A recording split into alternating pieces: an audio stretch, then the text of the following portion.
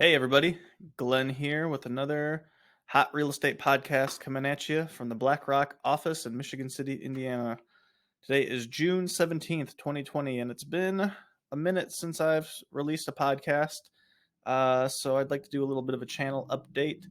Of course, 4th of July happened during what would have been our previous release schedule, and since then I was thinking, well, maybe I should do a different kind of format instead of doing it once a week or twice a week.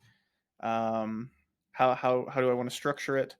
I think that I'm going to continue to release twice a month, not twice a week, and I want to do one episode like at the beginning of the month that's going to be talking about the previous month's real estate numbers for the area, and then I want to do an episode that is a little bit more involved. Um, Maybe talking about like a news topic or something. So, for example, on July 7th, Realtor.com reported that the White House was considering changing a rule put in place in 2015 to fulfill fair housing requirements called the Affirmatively Furthering Fair Housing Rule. But what is that? How does it work? I have no idea. I've never heard of this, and I was a realtor in 2015. So, does this apparently there's been a lot of backlash about this from fair housing groups. So is that backlash justified?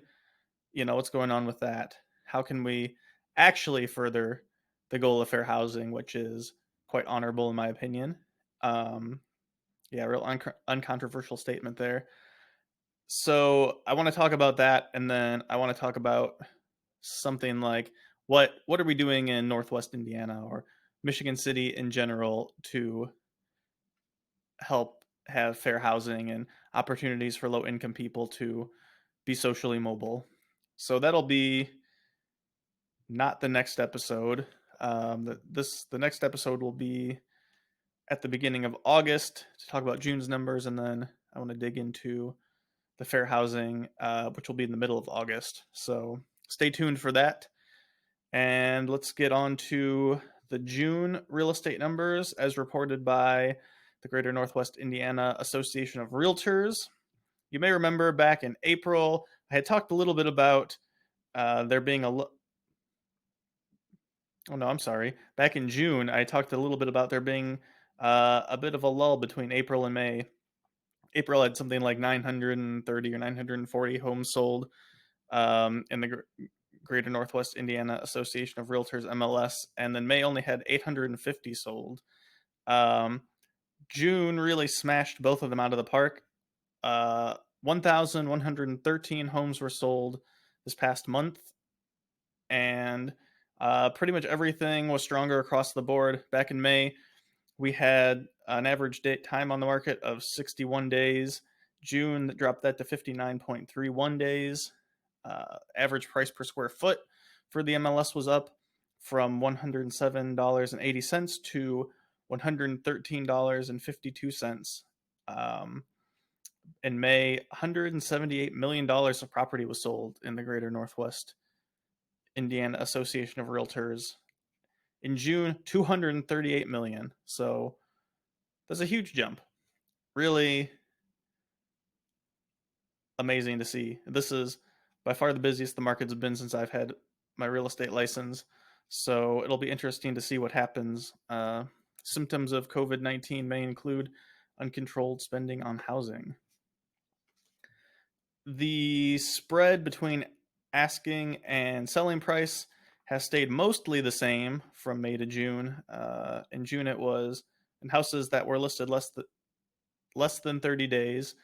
We still had a spread of about 98.7% of the list price. So, what I mean is things were selling for about 1.3% off of list. Although, anecdotally, I know in many cases I have seen things sell for over list price. So, if you look at the other side of that, things that were listed for longer than 120 days, the spread is a little bit higher, 96.51% of list price. So a little bit more negotiation room the longer the house sits on the market, but still not a ton. I remember back when I got my license in 2014 and working in 2015, when houses would, I mean, you'd start at like 10% off whatever the listing price was as a negotiating point, and then you'd settle at like 5% off. So really crazy to see things tighten up so much. Interesting.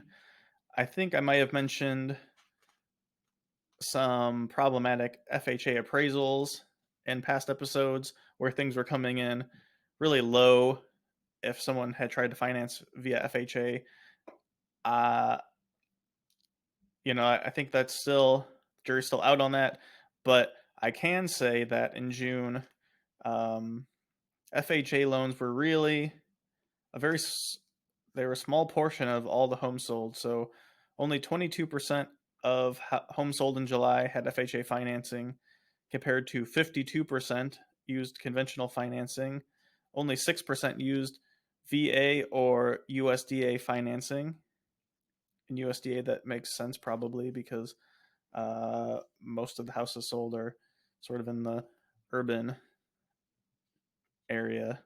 And then 17% of homes sold in June were sold and paid for with cash.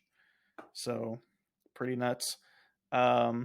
Rates are still extremely low. 3% flat is what I've seen as of last week for 30-year conventional and FHA. 15-year conventional is down to 2.625%. VA I've seen as low as 2.875%. If you are looking at a jumbo mortgage, so something over 417,000, I think is the FHA cutoff, and that would be what qualified you for jumbo in this area. It's different everywhere, but that is 3.375%. So really low. Be crazy, I think, to pay for anything that you could finance with cash. But it is what it is, I suppose. Moving on, Indiana has a rental assistance program now for people who are affected by COVID-19. So there are programs that will help you reduce your rent or that will supplement your rental payments. If you want to fill out an application for those, you can go to indianahousingnow.org for the whole state except Marion County. And if you're in Marion County, you can go to indianarent.org.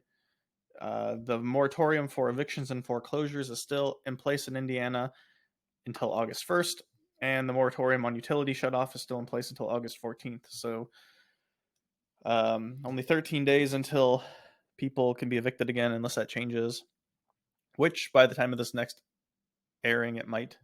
Who knows? So, yeah, that's pretty much all of the news I want to share today. I'm going to start working on my fair housing little project here. I do want to plug one listing of mine before I head out. 1815 Cheney Drive.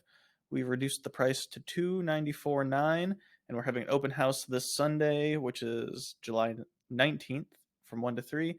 So you can come there and check it out, or meet me if you want.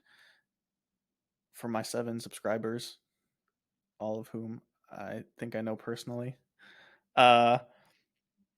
Or if you want to set up a showing for it, I'm happy to do that for you. Just DM me or call me or text me, whatever, and we can get that done.